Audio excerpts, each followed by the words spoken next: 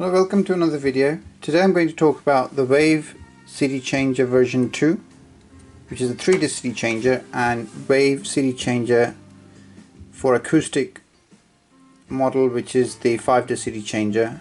Now these two CD changer are different models, as we probably know already, and this CD changer comes with the single disc model, which is a slimline version which sits on top, and this one is the one that has the big one, which has got the CD changer at the top, not the front loading one.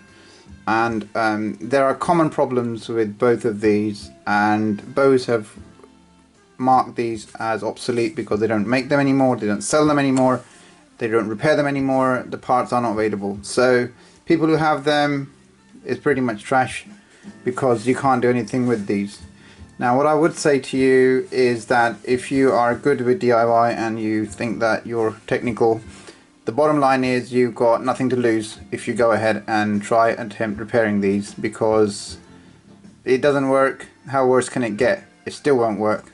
Then you can probably just, you know, get rid of it. But I'm going to share this information with you today because nobody that I can see at the moment has shared this, and this is probably going to be very important and also surprising that both of these CD changers are very similar from inside.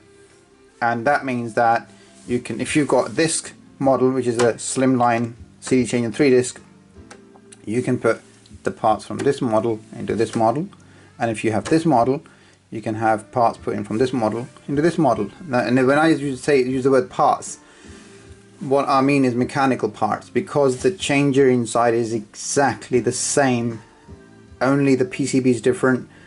And when I use the word exactly, I mean that obviously this has got 5 discs, so it won't be exactly, but that mechanical side of things, the way it operates, the gears and everything else, including the laser, is exactly the same. It works. So what you guys or whoever wants to go ahead and do this, I'm going to try to show you very quickly in a sense that I can't go into too much detail because it will just take ages to get through to everything. So if I just go through just how this is going to open, and you can actually see all the assembly and everything else. So basically the screws, if you just unscrew this from the bottom, this one here, you can unscrew this as well from the bottom. I've already unscrewed everything to save time, and then you've got the 2 pads underneath, you can the screws underneath there as well. So I mean, you need to be savvy on this thing before you actually go ahead and do this, because this is quite complicated. So that's the reason why I would think that you would probably want to make sure that you know what you're doing, to a point where I can help you. So basically, if you have one of these, you can find one of those, and if luck plays well, you might be able to find parts from this into that, or vice versa. So I know I have to explain myself properly, because a lot of the times if I just show you something, you'd be like, well, how do I do this, or why does that not work, or why does it?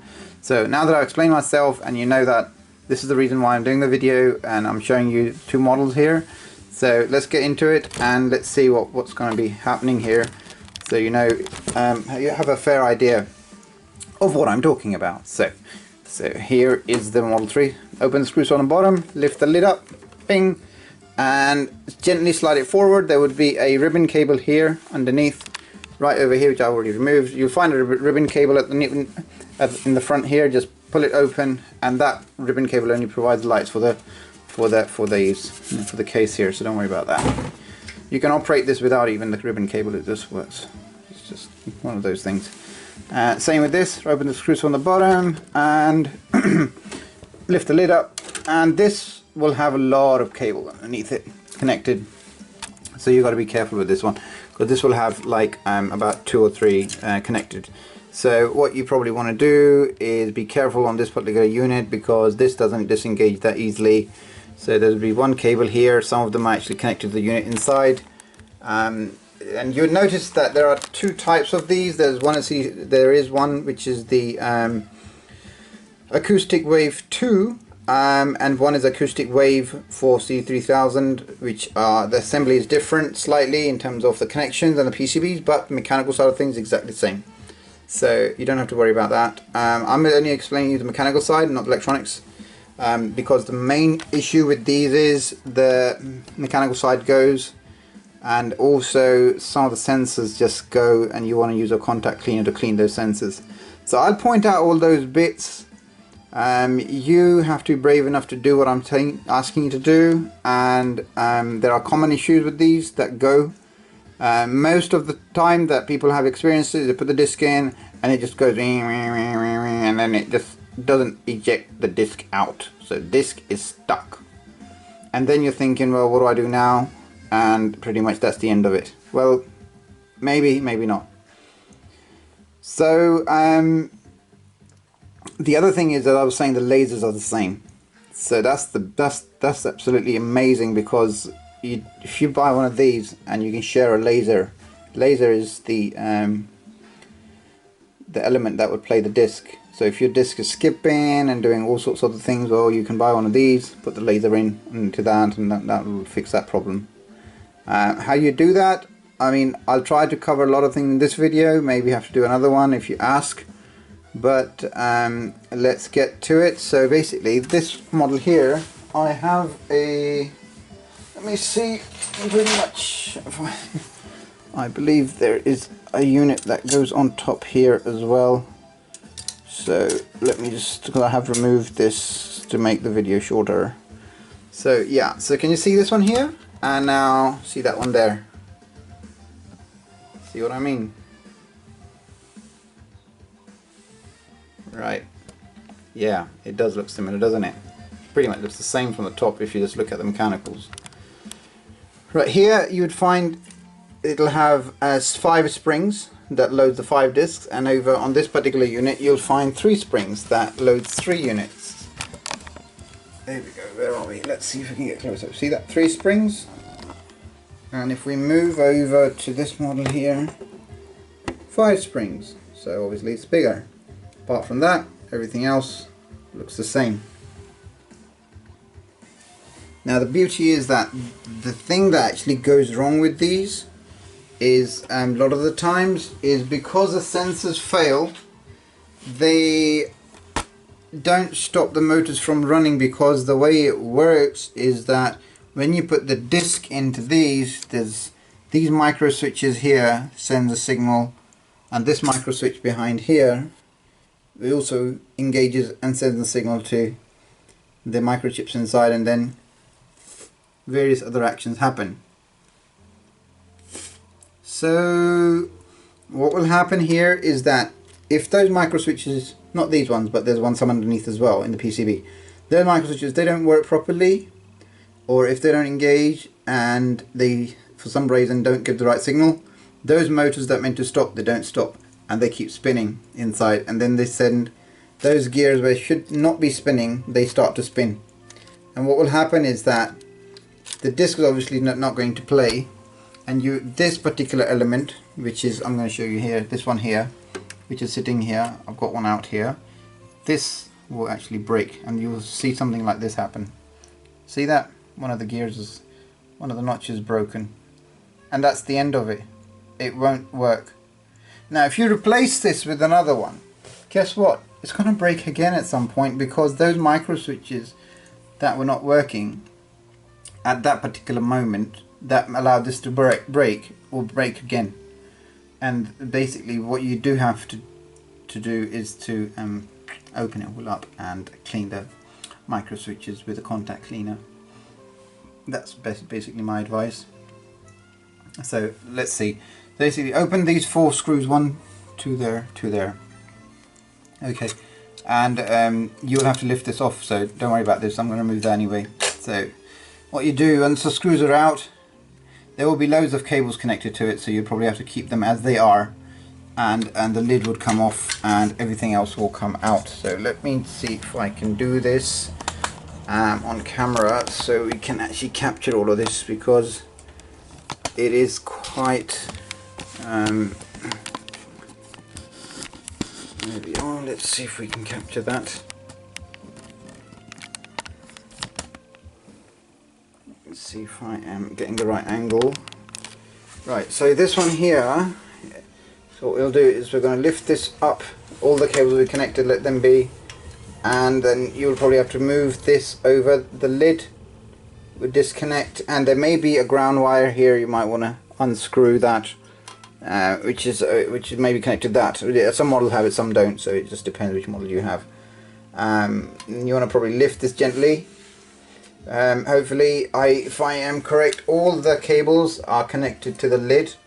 The lid itself is not connected to those, and there will be one cable, which is this one here, that will be connected to that, to the lid, to the board there, and you have to probably unplug that, and then that would disengage the lid and the board itself, and then you would probably want to keep that away. So I'm going to now quickly show you how to remove this. So this is the 5-disc CD changer. Let's move over to the 2-disc CD changer, or 3-disc, sorry. There we are. Where are we? Right, 4 screws on this. 1, 2. Disconnect that. 3, 4, and lift, and pretty much everything will disengage. This one is very easy to take out because it only has this particular ribbon cable here. The blue, the thing is that I would like to once let you know, if you're new to this, of course that is that this piece here is these blue notches here. That's what you need to use to hold to pull these out, not the ribbons. I mean, let me do this. And then take that off, remove the lid and put it away. And now we have 2 of these. Now, in order to take the lid off, what you can do is take these cables out from here, and here. Just remember, take a photo before you remove them to make sure you know which way round it goes in, because if it's not going to go around the right way round, it's not going to work either, so you lose that. So remove the lid as well, and hopefully you'll have one of these and one of those, so you can see the similarities.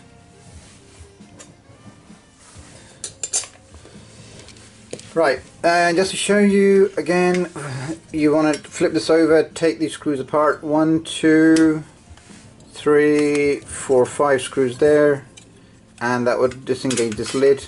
You take the lid off, put that away, and then that would give you access to the bottom half of it. So let's flip this over, and here we are here. Let me flip this over as well. So don't worry about that. So as you can see, we have a lot of similar gears inside. See what I mean? You can see now. So let me just get this close up so we can actually just quickly have a look at this a lot more.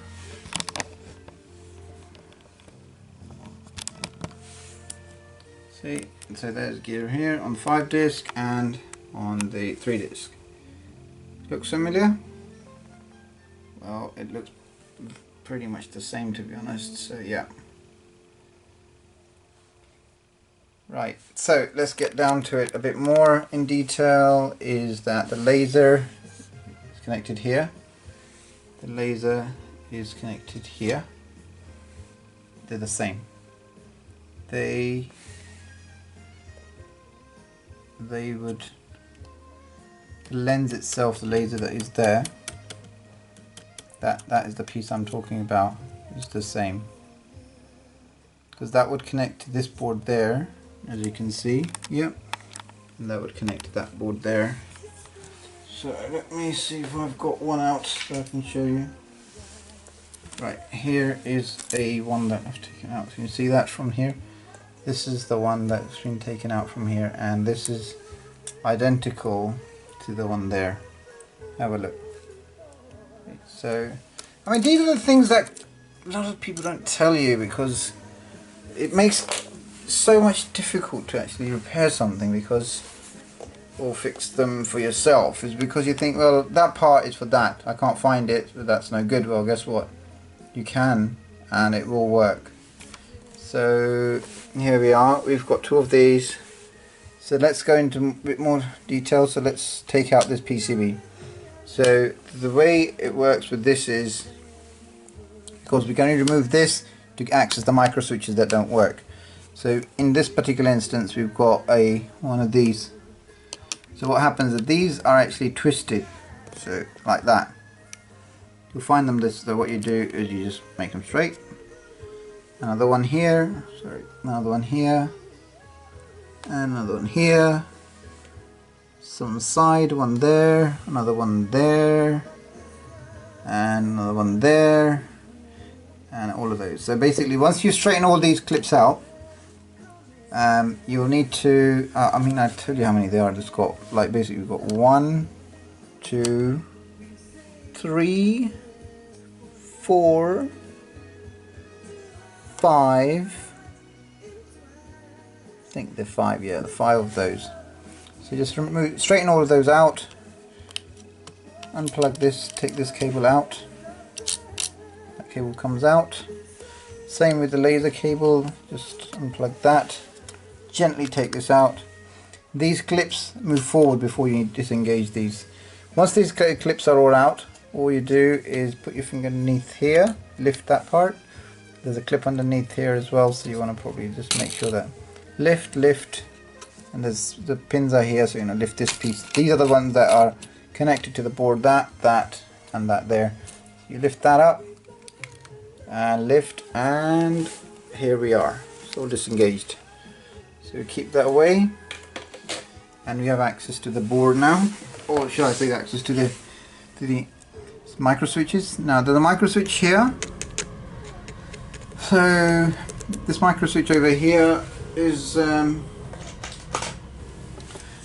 exposed right now. You would also notice that you'll have something like this which controls the gears, so you can actually put that in. So let me see if I can put this in at this point so I can show you.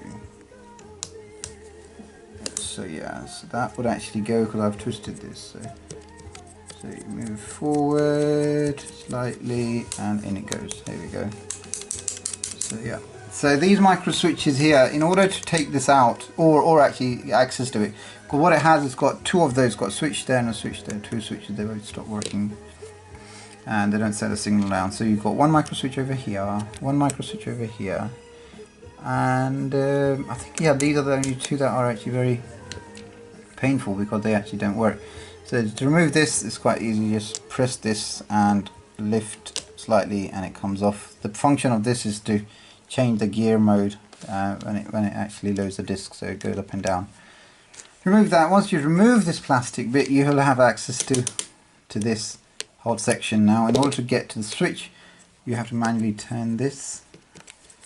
So it'll do, you turn it, and you can see that switch coming out. So this switch over here, so you can see that thing going in and out there. That's the switch there. Now if I move this way, if I keep moving it, then keep moving it, and then you'll see another one popping on the other side. There it is. You can see it now. See that there? There. There's another one there. See? There's 2 on either side, and they switch on and off depending on the position of that. Now what will happen is that when this stops working, when this switch stops working, this piece here stops moving this gear up and down. I'm just showing this to you, so bear with me please, sorry. Yeah, this piece stops going up and down, and when this stops going up and down, which is effectively connected to this piece here, which moves the gears up and down like that, up and down, up and down. Now if this stops working up and down because of that switch not working, that stays in position. These gears try to spin it, and when they can't spin it, they try to put more force onto it and snap, and there goes one of these notches, and that's it. And then what will happen is that it will continue spinning because obviously that switch is just gone. So the best solution is to actually put in some contact cleaner and clean those out. And yeah, actually I forgot to mention there's another micro switch underneath there as well, so you want to probably take this out. So let's see, these are not easy to take off because of the micro washers that are on them. So ideally you would probably want to use very tiny pins. So let me see if I can capture that today for you, and see if we can do this. Bear with me on this, please. Let me work on this quickly. It's quite vital, these things. Once you are working on this at this point, you want to probably clear up everything. So here we go, here we are. Take that washer out. There's a washer there, you just take that out, remove it, put it on the side. Lift this disc, but before you lift it, just remember there's a black mark on this, and that means that this, when it's turning, the mark matches that. But then again, to tell you the truth, you can't put this disc any other way because it has got a big mark on there as well, as you can see there. And that has to line up with that, what it's trying to say to you. When you put this in, make sure this mark lines up with that. Otherwise it won't go in anyway. So there we go, see that? So you see over here, that, yeah, that mark has to line up with that. But the notches on this particular gear, the notches are not all the same, because the last one where it stops is a thicker one, and that actually engages with that. So anyway, so if you remove this, you'll find another micro switch in there, that and that. Now what this micro switch will do is that would actually allow the disc to play. So what this does is that when this gear spins, it actually sends a signal to the disc. That disc is now inside, and when this spins, it allows the actual disc to lock into position, and that's what this does. It locks into position, and if it's not locking into position, that means that we have a problem with this particular gear. There we go, just pressing the washer just puts it in place, so that's in. So now that we've seen this particular 5-disc changer, let's move over to this 3-disc changer. So in order to take this out, you've got 3 screws. One, let me see if I get this right. One is here, one's there, and one's here. And all you got to do is just unscrew this. Take all those 3 screws out, 1, 2, 3. Pull these cables out. Disengage this by moving these clips forward to the pins. So you've got 2 of these, you move them forward. So basically what you do, you can see this moves, this locks it in position, and this disengages it. So this still disengage the ribbon. Gently pull this out. I mean, you'll find that some people will always solder these 2 together before you touch it, because the laser can get anti-static or static from your hand, so you don't want to touch them 2 joints. What you do is solder those 2 joints together, so the laser doesn't you know, get destroyed by your hands or whatever. But this is just an experiment. So here we go, take that out. This will now disengage the PCB. There's nothing on the PCB, there's no switches or nothing. Take that away, and now just have a look. Looks similar, doesn't it? Very similar. In fact, it's the same. A lot of things, that piece here, that piece here, that here, and that there is the same. Micro switch is the same. The gear is the same. That's the same. That's basically what they've done is use the same model design, but just multiplied it by 2 more. So, or added 2 more to the system, so that now reads 5 discs instead of 2, and it's the same laser, same mechanism, same everything. So in this particular one, the same thing you'll want to be doing is you probably want to remove the same gear there, do the same over here, same thing over here. Clean these micro switches, clean the micro switches inside there, clean the micro switch over here by contact cleaner. Hopefully by doing all of that it will come to life. And then if there's one more bit to it, basically Now what will also happen is that the timing of this goes out, which I have shown you in another video. For the 3 disc, it's pretty much the same on the 5 disc as well. And the time, when I say timing goes out, this tray would be like lopsided, it would be like this. And then you'd probably want to know that, well, that can't play. Well, that would also happen when one of these gears, let me show you. Okay, what will happen is that you'll have an assembly like this, and let me just put this camera on still so we can show you exactly how to do this. So what will happen here is that you'll find an assembly which goes up and down, and you'll find these plastic bits here. Now when this goes in, it's meant to go in like this, slides in, right?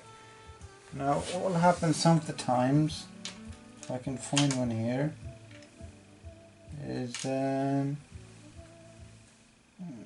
me see if there is one. No. Well, I don't have one right now, but what will happen is that this is winding up. Can you see it's not, it's going in. Now the one that's faulty, or the one that will go, you'll find that it just goes in and out like that. It just goes in and out. Now these plastic bits here, the gears, those are also the same as the one on the 5 disc, so you can easily switch the parts if you wanted to fix your own. But you can see this. This is such a similar design. In order to take this piece out, which I was showing you about this gear here, which is broken, which breaks off, you would probably want to open up this piece here. So let me show you, because it's the same, I'm not going to like open both of them. I'll just show you one and you can actually open it. First thing to do in order to get access to this particular gear which you want to replace is to remove these springs. So let's see if we can do this. So let me zoom in if I can slightly. Yeah, so what you do is you start from the top and you pull the springs out one by one. So that's 1, because that's got a lot of tension on this. 2, 3, 4, 5. Once those springs are removed, just easily you can open this up. So you go in, you replace, open up one of these, this will disengage, then you open this one up as well, you open this up as well. Remember, there are a few more springs coming up, so just keep in mind that you may find that they're coming off. Right, so where are we? Next one gone. And this particular model has a bit different because this thing is snapped off. So once this is all removed, you'll find that this piece here is actually stuck on yours, which is not on mine. You gently pull this out and that would come out. And this one, this piece here, which mine is obviously snapped off for whatever reason. This is how it would look. You'll find 2 springs actually. You'll find another spring. Let's see, it's come off. There's one spring over here, and there's another spring on this as well. That would allow you to. Let's see if I can find it. Basically, it would be a spring like this, very thin one. It will sit over here. That would protect that from coming up. So those 2 springs are quite important. And also this piece here, this needs to come off as well.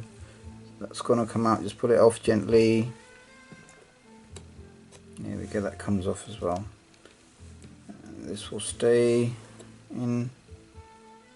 Right, now you'll have access to the gear here. This comes off. This is the one that breaks off. Now in order to replace this, you just have to obviously remove this washer, take the gear out, replace it with a new one and pop it back in. Now when you're putting this back in, I mean, I would actually suggest that you take this piece. I would suggest that, hold on, let me just zoom out again. There we go. I would suggest that you take this out, so that would make it easier to put in. So you just replace this, take this out, and then get this piece at the moment, and that would then turn around and slide it in certain angle and go in, and probably want to just drop that in like that. There you go, it's all in now. That would put it together. Just make sure that this gear is moving up and down. From here you can see that moves moving up and down like that. That's important because you want that gear to move. Oh, where is it gone? Yeah, here we are. See that? It's really straight. Now once that's in, put those screws back together, put the springs back in. The springs would obviously go back in. That's in. Let's tighten that. As it shows, these all lock in place. I'm just going to quickly show you that this can actually work. Yeah, these plastic trays will need to be carefully adjusted because they can slip out from these moving parts, and you'll probably want to just make sure it goes in place. If you don't disturb them, they shouldn't actually move out, but let me just show you. And the springs will actually go back in because all they're doing is they're pulling these trays back in. So you just hook it onto one of those and you hook it back into place, and that's in, and you do the same with all the others. And there you go, that's the gear back in place, and hopefully that would cure that problem. For this CD changer, and that's exactly the same with this disc here as well. So the only difference is that, as you can see, the size of this particular main unit, which makes the disc go up and down, is smaller on this and it's larger on this because it's 5 discs. Apart from that, you can use the trays. You can use these. Oh, here it is. That's the spring I was looking for. There it is. Yeah, you can use these trays, swap them over if you need to. Not that you need to. And all of those, and including the micro switches as well, they all come out, and then you can change them. So I hope that this video has been useful, because I mean, this information is virtually impossible to find nowadays, because these things are so old and people still want them and they want to use them, and they are very well built. So yeah, just be careful with all the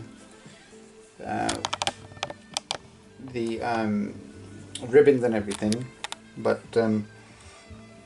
I think this is a great discovery personally, because with these CD changers, if you can repair these for yourself, it's just like, you can prolong the life of something that is obsolete. And I mean, sometimes I even think that we can probably make these in, using a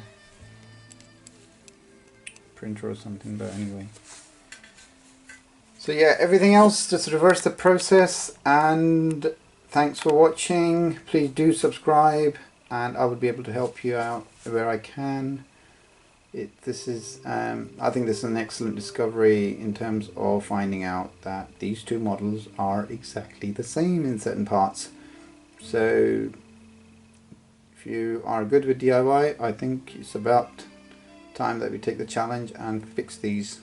So yeah, thanks for watching, and until the next video, see you later.